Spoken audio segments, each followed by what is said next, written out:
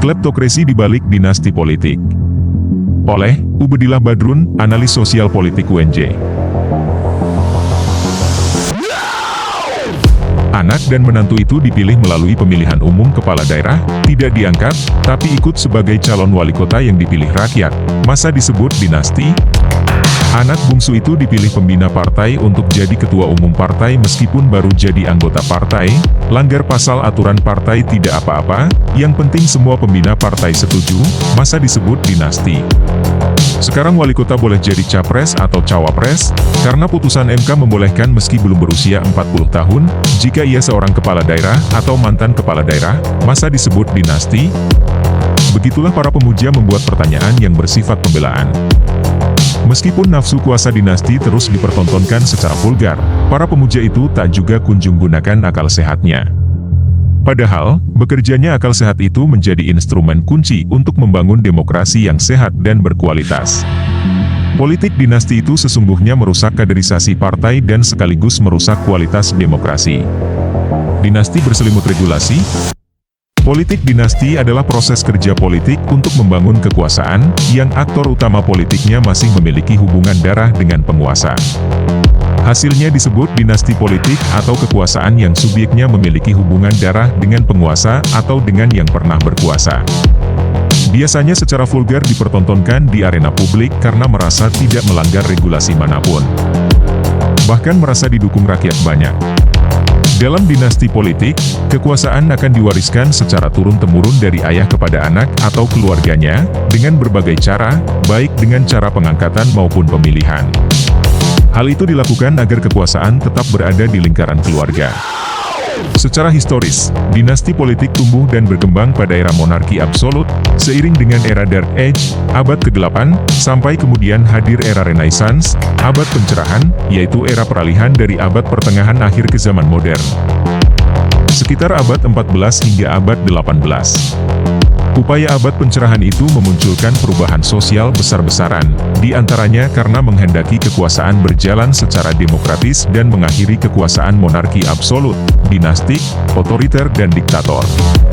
Peristiwa itu memuncak melalui Revolusi Perancis 1789. Jadi, politik dinasti sesungguhnya sudah ditolak sejak abad pencerahan itu.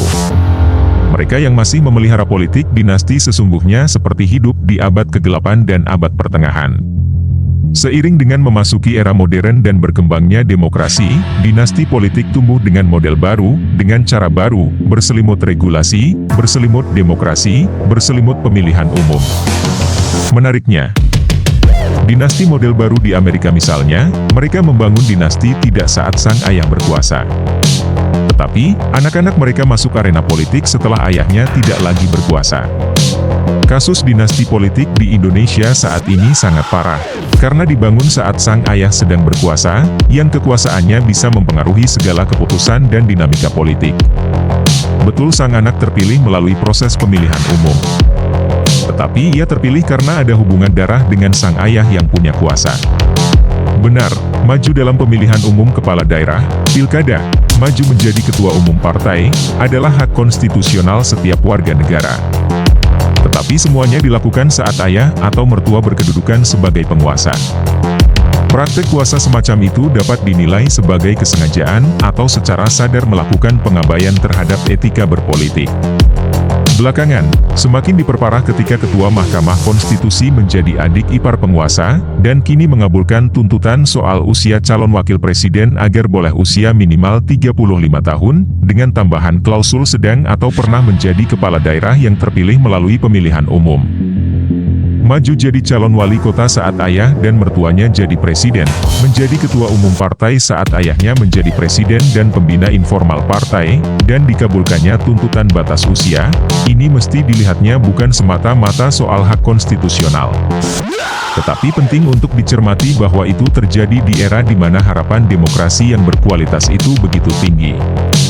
Sedangkan politik dinasti itu sesungguhnya sebagai praktek kekuasaan yang bertentangan dengan upaya membangun demokrasi yang berkualitas.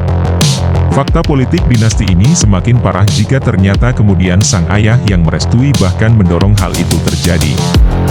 Jika bukan anak penguasa, kira-kira akankah ia terpilih sebagai wali kota atau ketua umum partai politik? Lalu ada apa sesungguhnya sampai harus bersikeras untuk terus berkuasa dan bangun dinasti politik? Kleptokrasi. Penguasa yang ngotot ingin terus berkuasa bahkan berkeinginan kuat agar lingkaran keluarganya terus berada di pusat-pusat kekuasaan, dinastik, biasanya karena ada dua kemungkinan, yaitu karena ingin terus menikmati hidup sebagai penguasa dengan berbagai privilege-nya, atau karena ingin mengamankan nasib diri dan keluarganya dari kemungkinan terburuk, jika kekuasaan yang berkuasa sesudahnya justru mengadili praktek jahat kekuasaannya. Alasan untuk terus menikmati hidup sebagai penguasa dengan berbagai privilege-nya saja sudah bertentangan dengan etika politik, karena menunjukkan haus kuasa dan korup. Apalagi untuk mengamankan nasib diri dan keluarganya. Pertanyaannya, praktek jahat apa yang membuat seorang penguasa takut diakhiri kekuasaannya?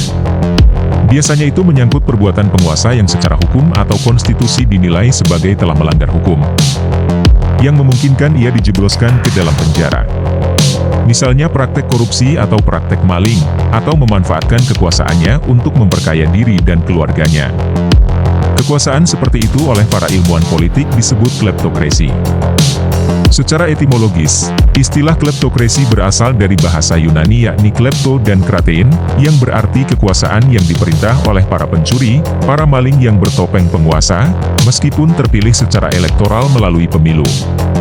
Istilah kleptokrasi dipopulerkan oleh Stanislav Andreski dalam karya klasiknya, Kleptokrasi or Corruption as a System of Government, 1968, yang menggarisbawahi peran penguasa atau pejabat tinggi, yang tujuan utamanya adalah menumpuk kekayaan pribadi, praktek kekuasaan yang koruptif.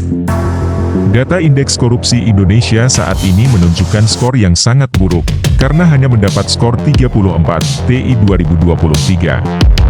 Artinya, rapotnya sangat merah, korupsi merajalela. Data KPK menyebutkan ada 60% koruptor adalah politisi. Itu fakta praktek kleptokrasi yang tidak bisa dibantah. Sejak lama, Lord Acton, 1833-1902, mengingatkan melalui adagiumnya yang populer, "Power tends to corrupt, absolute power corrupts absolutely." Kekuasaan itu cenderung korup, kekuasaan yang absolut korupsinya juga absolut. Politik dinasti itu bisa menjadi persembunyian praktek kekuasaan yang kleptokratif. Apalagi kemudian ngotot untuk terus berkuasa. Padahal faktanya, rezim sangat korup. Apalagi kemudian terbukti di bawah kekuasaannya misalnya banyak para menterinya tersangkut korupsi. Lalu, untuk apa ngotot terus berkuasa dan melanggengkan kekuasaan melalui anak-anak dan menantunya?